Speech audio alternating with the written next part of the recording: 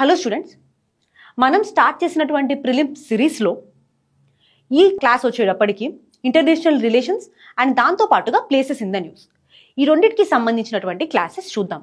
Okay, first వచ్చేటప్పటికి Panama canal. రీసెంట్గా US president అయినటువంటి డొనాల్డ్ ట్రంప్ గారు పనామా కెనాల్ మీద కంట్రోల్ తెచ్చుకుంటాము అని చెప్పడం జరిగింది. అసలు మనకి పనామా కెనాల్ యొక్క లొకేషన్ తెలియాలన్నమాట.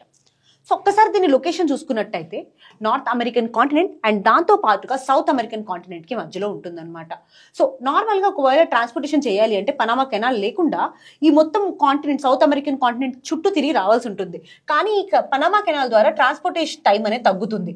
ఎందుకంటే ఇక్కడ గాటన్ లేక్ అని చెప్పేసి ఒక లేక్ ఉంటుంది అనమాట, ఇక్కడ ఈ north American and south American continent మధ్యలో. సో ఇది ఒక ఆర్టిఫిషియల్ వాటర్ వేని క్రియేట్ చేసి ఇలా ట్రాన్స్పోర్టేషన్ అనేది చేస్తూ ఉంటారు, అదే పనామా కెనాల్.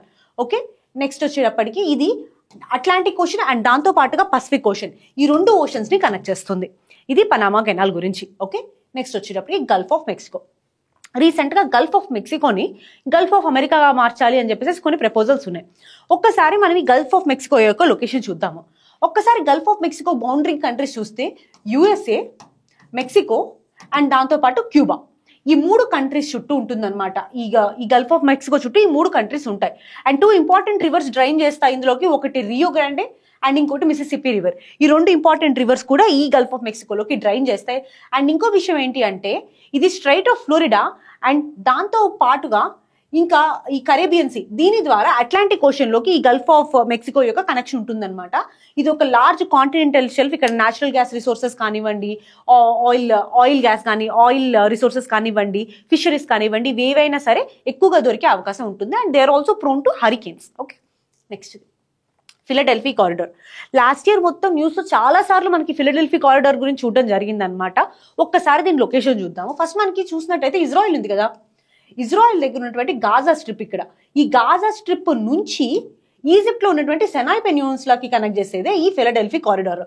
సో ఈ ఇజ్రాయిల్ అండ్ ఈ పాలస్తీన్ ఉన్నటువంటి కాన్ఫ్లిక్ట్ లో మనకి ఇది చాలా సార్లు న్యూస్ లో వచ్చిందనమాట. గాజా స్ట్రిప్ ని ఈజిప్ట్ తో కనెక్ట్ చేస్తుంది ఫిలడెల్ఫీ కారిడార్. ఫస్ట్ విషయం అది మనం గుర్తుపెట్టుకోవాల్సింది. It serves as a critical border area between the southern Gaza strip and also Egypt Sinai peninsula. Philadelphi corridor ఈ ఈజిప్ట్ లో ఉన్నటువంటి సెనాయ్ పెన్యూన్సులాకి అట్లానే గాజా స్ట్రిప్ కి మధ్య ఉంటుందన్నమాట. ఇది ఒక దాదాపు 14 కిలోమీటర్స్ లాంగ్ ఉన్నటువంటి నారో ప్యాసేజ్ లాంటిది. Next Pangsau pass. రీసెంట్ గా మనకి పాంగ్సు పాస్ ఇంటర్నేషనల్ ఫెస్టివల్ అనేది సెలబ్రేట్ చేయడం జరిగిందనమాట అరుణాచల్ ప్రదేశ్ టూరిజం వాళ్ళు. అసలు ఈ పాంగ్సు పాస్ ఎక్కడ ఉంది, ఏ కంట్రీస్ కి మధ్యలో ఉంది?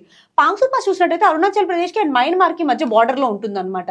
అంటే India and Myanmar border correct గా చెప్పాలి అంటే, ఇంకా స్పెసిఫిక్ గా చెప్పాలంటే అరుణాచల్ ప్రదేశ్ అండ్ దాంతో పాటు మయన్మార్ కు ఉన్నటువంటి బార్డర్ లో ఉంటుంది.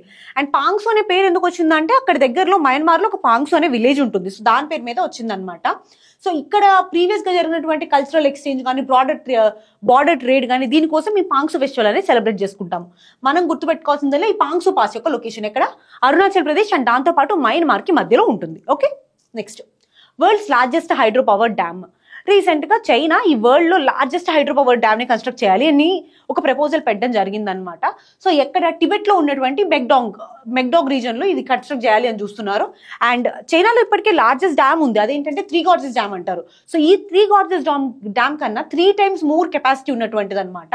ఇది lower reaches of Brahmaputra, Yarlung Zangbo అంటారు అనమాట. టిబెటియన్ నేమ్ ఆఫ్ బ్రహ్మపుత్ర వచ్చేటప్పటికి యార్లుంగ్ జాంగ్బో అంటారు. సో ఈ యార్లుంగ్ జాంగ్బో ఒక లోవర్ రీచెస్ లో దీన్ని కట్టడం జరుగుతుంది అరుణాచల్ ప్రదేశ్ లోకి. ఇది ఇక్కడ యూ టర్న్ లో ఫ్లో అవుతుంది అనమాట. ఇండియాలోకి వచ్చాక దాన్ని బ్రహ్మపుత్ర అని పిలుస్తాము. సో ఇక్కడ ప్రాబ్లం ఏంటి అంటే ఇది కొంచెం ఎర్త్క్వేక్ ఉన్నటువంటి ఏరియా, ఈ టిబెటియన్ రీజన్ కానివ్వండి, కొంచెం టెక్నానికల్ గా యాక్టివ్ గా ఉన్నటువంటి రీజియన్.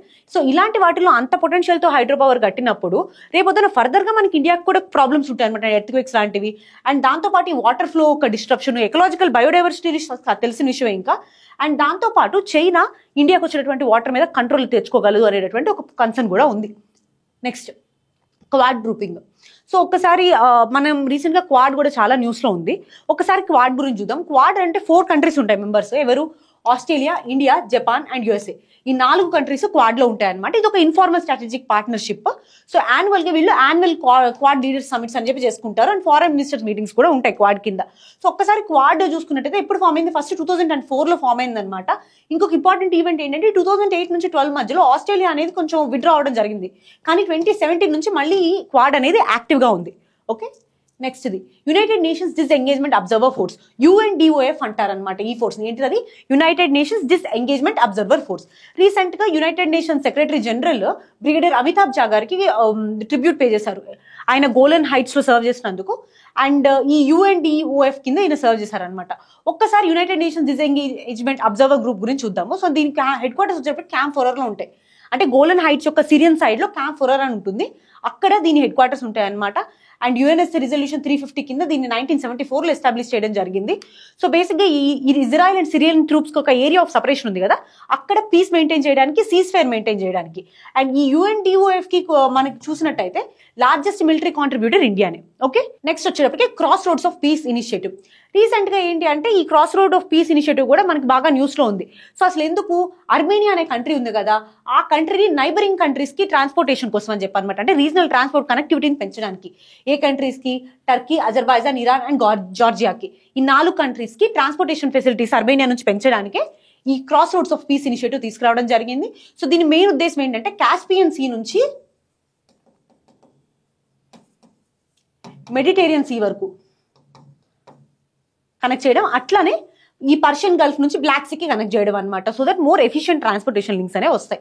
నెక్స్ట్ వచ్చేటప్పటికి క్రెచ్ స్ట్రైట్. మనం చాలా సార్లు ఇయరే కాదు రెగ్యులర్ గా చూస్తూ ఉంటాం. ఈ క్రెచ్ స్ట్రైట్ దగ్గర ఎక్కువ ఆయిల్ ట్యాంకర్ లీక్స్ ఇవన్నీ చూస్తూ ఉంటాం అనమాట. రీసెంట్ గా అట్లానే ఈ క్రెచ్ స్ట్రైట్ యొక్క రష్యా సైడ్ లో ఈ ఆయిల్ ట్యాంకర్ లీక్ అనేది జరిగింది. సో ఒక్కసారి ఈ స్ట్రైట్ గురించి చూసుకున్నట్టయితే ఇక్కడ రష్యా ఉంది కదా, రష్యాలో ఇక్కడ క్రిమియన్ పెన్యూన్సులా ఉంటుంది అనమాట. ఇది క్రిమియన్ పెన్యూన్సులా అంటారు రష్యాకి కొంచెం సైట్ ఉంటుంది. ఈ క్రిమియన్ పెన్యూన్సులా యొక్క ఈస్టర్న్ సైడ్ లో మనకి క్రెచ్ స్ట్రైట్ ఉంటుంది అనమాట. సో బేసిక్ గా రష్యా యొక్క ఏమైనా సరే ఇంపార్టెంట్ ఆయిల్, గ్యాస్ కానీ, ఎక్స్పోర్ట్స్ కానీ, క్రూడ్ ఆయిల్ కానీ ఏమున్నా సరే ఈ క్రెచ్ స్ట్రైట్ ద్వారానే వెళ్తాయి. ఓకే, సో అందుకని చెప్పేసి ఈ స్ట్రైట్ రష్యాకి చాలా ఇంపార్టెంట్. సో ఎక్కడ ఉంటుంది? అది క్రిమియన్ పెన్యూన్సులా దగ్గర ఉంటుంది. And it connects black sea to the sea of Azov. ఇది సీ ఆఫ్ ఎజావ్ అండ్ దాన్ని బ్లాక్ సీకి కనెక్ట్ చేస్తుంది. Next DIGI framework, digital infrastructure growth initiative for India అని చెప్పేసి ఈ ఫ్రేమ్వర్క్ పేరు, దాన్ని డిజీ ఫ్రేమ్వర్క్ అని చెప్తాం అనమాట. సో ఇది లాంచ్ చేసింది ఎవరు? USA, Japan and south Korea. ఈ 3 countries digital infrastructure growth initiative for India అనే ఫ్రేమ్వర్క్ ని లాంచ్ చేశారు. ఎందుకంటే IT సెక్టర్ ఉంది కదా, ఇన్ఫర్మేషన్ అండ్ కమ్యూనికేషన్ సెక్టర్, ఈ సెక్టర్ యొక్క అడ్వాన్స్మెంట్ కోసం అని చెప్పేసి ఈ ఫ్రేమ్వర్క్ ని లాంచ్ చేయడం జరిగింది. ఇందులో 5G ప్రాజెక్ట్స్ కానివ్వండి, లేదా క్వాంటమ్ టెక్నాలజీస్, ఏదైతే ఎమర్జింగ్ టెక్నాలజీస్ ఉన్నాయో ఆ టెక్నాలజీస్ మీద మనకి వాటిని ప్రమోట్ చేయడానికి టార్గెట్స్ గా పెట్టుకుంటారు అనమాట. నెక్స్ట్ వచ్చేటప్పటికి blue line border. Israel and Lebanon కి చూసుకున్నట్టయితే మనకి అఫీషియల్ బార్డర్ అంటూ ఏముండదు. ఇది లెబనాన్, ఇది ఇజ్రాయెల్. సో బేసిక్ గా మనకి 2 కంట్రీస్ మధ్యలో అఫీషియల్ బార్డర్ అంటూ ఏముండదు అనమాట. సో అందుకని చెప్పేసి ఇక్కడే బ్లూ లైన్ బార్డర్ ని తీసుకురావడం జరిగింది. ఇది UN డిమార్కెట్ చేసింది అనమాట. ఈ బ్లూ లైన్ బార్డర్ ని 2000s లో ఇది సెట్ చేయడం జరిగింది. అండ్ ఇది వచ్చేటప్పటికి మెడిటేరియన్ సీ ఉంది కదా, ఇది మెడిటేరియన్ సీ అండ్ ఇటు సైడ్ గోలన్ హైట్స్ ఉంటాయి అనమాట. సో మెడిటేరియన్ సీ నుంచి గోలన్ హైట్స్ కి కనెక్ట్ చేస్తుంది. ఏ 2 కంట్రీస్ మధ్యలో? అది ఇంపార్టెంట్ అన్నిటికన్నా. ఇజ్రాయిల్ అండ్ లెబనాన్ మధ్యలో ఉండేది ఇది blue line border. Okay, next the Cairo call of action, WUF అంటారు అనమాట. అంటే ఏంటి? World urban forum. సో ఇది 2001 లో ఎస్టాబ్లిష్ చేశారు అండ్ ఇది ఒక UN ఏజెన్సీ అనమాట. సో వీళ్ళు 12th edition of this Cairo call of action ని ప్లాన్ చేయడం జరిగింది. సో ఒక్కసారి ఇదేంటి అంటే ఇందులో 10 point Cairo call of action adopt చేసుకున్నారు. సో ఈ 10 point Cairo call of action లో ఏంటి అంటే సస్టైనబుల్ అర్బన్ సిటీస్ గురించి, అండ్ దాంతో పాటు ఈ అర్బన్ సిటీస్ కి ఫినాన్సింగ్ అన్లాక్ చేయాలి, ఇంక్లూజివ్ అర్బన్ స్పేసెస్ ఉండాలి అని చెప్పేసి మాట్లాడేది ఈ కైరో కాల్ ఆఫ్ యాక్షన్. అంటే అసలు ఈ కైరో కాల్ ఆఫ్ యాక్షన్ యొక్క మెయిన్ ఉద్దేశం ఏంటి అనేది తెలుసుకుంటే సరిపోతుంది. నెక్స్ట్ వచ్చేటప్పటికి comprehensive and progressive agreement for trans Pacific partnership. Recent గా ఏం జరిగిందంటే నీతి ఆయోగ్ CEO ఈయన ఇండియా ఇలాంటి ఈ CPTPP అండ్ దాంతోపాటు RCP ఇలాంటి అగ్రిమెంట్స్ ఎక్కువ జాయిన్ అవ్వాలి అని చెప్పేసి ఆయన ఒపీనియన్ చెప్పడం జరిగింది. సో ఇందులో CPTPP అంటే ఏంటి అంటే first of all comprehensive and progressive agreement for trans Pacific partnership అనేది CPTPP. సో ఇందులో ఇదొక ఫ్రీ ట్రేడ్ అగ్రిమెంట్ అనమాట. Canada, Mexico, Peru, Chile, New Zealand, Australia, Brunei, Singapore, Malaysia, Vietnam, Japan ఈ కంట్రీస్ ఉన్నటువంటి ఒక ఫ్రీ ట్రేడ్ అగ్రిమెంటే ఈ CPTPP. సో ఇక్కడ చూసుకున్నట్టయితే UK రీసెంట్ గా 2024 లో జాయిన్ అయింది. ఇండియా ఇంతవరకు CPTPP లో జాయిన్ అవ్వలేదు. సో దాదాపు ఇందులో 11 కంట్రీస్ ఉంటారనమాట. నెక్స్ట్ వచ్చేటప్పటికి OPCW, organisation for the prohibition of chemical weapons. So basic గా ఇండియన్ కెమికల్ కౌన్సిల్ కి ఈ OPCW హేగ్ అవార్డ్ అనేది వచ్చిందనమాట. సో బేసిక్ గా కెమికల్ వెపన్స్ గురించి చూసుకున్నట్టయితే కెమికల్ వెపన్ కన్వెన్షన్ తెలియాలి. సో బేసిక్ గా ఈ OPCW అనేది ఈ కెమికల్ వెపన్ కన్వెన్షన్ లో తీసుకున్నటువంటి ఎజెండా ఏదైతుందో దాని యొక్క ఇంప్లిమెంటింగ్ ఆర్గనైజేషన్. సో దీన్ని ఫస్ట్ ఆఫ్ ఆల్ 1997 లో ఎస్టాబ్లిష్ చేశారు. అండ్ 193 మెంబర్ స్టేట్ పార్టీస్ ఉన్నాయన్నమాట ఇండియాతో కలిపేసేసి. సో ఈ హేగ్ అవార్డ్ ని 2014 లో ఎస్టాబ్లిష్ చేశారు. ఎవరైతే ఇండివిజువల్స్ కానీ ఆర్గనైజేషన్స్ కానీ ఈ కెమికల్ వెపన్స్ కి ఎగనెస్ట్ గా పోరాడతారో లేదా దానికి తగ్గనటువంటి ఇది చేస్తారో వాళ్ళకి ఇవ్వడం జరుగుతుంది. సో దీని యొక్క హెడ్ క్వార్టర్స్ వచ్చేటప్పటికి హేగ్. ఇండియన్ కెమికల్ కౌన్సిల్ గురించి చూసుకున్నట్టయితే ఇండియా యొక్క కెమికల్ ఇండస్ట్రీని రిప్రజెంట్ చేసేది ఇండియా కెమికల్ కౌన్సిల్. 1938 లో దీన్ని ఎస్టాబ్లిష్ చేయడం జరిగింది. Next CARICOM. రీసెంట్ గా ప్రైమ్ మినిస్టర్ క్యారికామ్ కమ్యూనిటీ యొక్క మీటింగ్ లో జాయిన్ అవ్వడం జరిగింది అనమాట. సో క్యారికామ్ గురించి చూసుకున్నట్టయితే Caribbean community and common market. CARICOM అంటే ఏంటి? Caribbean community and also common market అనమాట. సో ఇక్కడ కరేబియన్ కంట్రీస్ ఒక రీజనల్ గ్రూపింగ్ ఇది. సో ఇది 1973 లో ఎస్టాబ్లిష్ చేశారు. దాదాపు 21 కంట్రీస్ ఉంటాయి, అందులో 15 member states and 6 associate members. So ఇది యునైటెడ్ నేషన్స్ అబ్జర్వర్ కూడా. అండ్ ఇంకొకటి, ఈ క్యారికామ్ లో ఏదైనా సరే డిస్ప్యూట్స్ వచ్చినాయి అనుకోండి, వాళ్ళకి కరేబియన్ కోర్ట్ ఆఫ్ జస్టిస్ అని ఉంటుంది. అక్కడ వాళ్ళు ఈ దీనికి తగినటువంటి ఏపిల్స్ తీసుకోవడం జరుగుతుంది. దీని హెడ్ క్వార్టర్స్ వచ్చేటప్పటికి George town, Guyana. Next India middle east Europe corridor, IMEC అంటాం అనమాట. సో ఇది 2023లో ఇండియాలో న్యూఢిల్లీలో జరిగినటువంటి G20 సమ్మిట్ ఉంది కదా, సో ఆ టైంలో సైన్ చేయడం జరిగింది.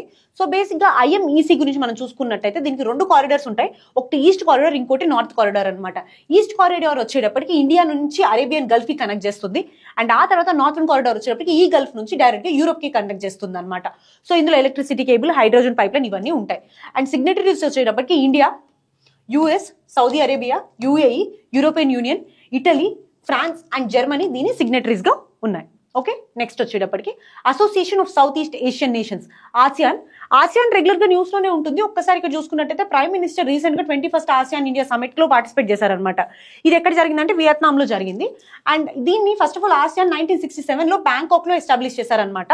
సో దీన్ని బ్యాంకాక్ డిక్లరేషన్ అంటారు. ఆ డిక్లరేషన్ ద్వారా ఎస్టాబ్లిష్ చేయడం జరిగింది. ఆ టైంలో ఓన్లీ 5 మెంబర్స్ ఉండేవాళ్ళు, Indonesia, Malaysia, Philippines, Singapore and Thailand. Presently 10 members ఉన్నారు. దీని హెడ్ క్వార్టర్స్ వచ్చేసరికి జకార్తా. ఆసియాన్ కి ఒక ఇయర్లీ యాన్యువల్ సమిట్ ఉంటుంది అనమాట.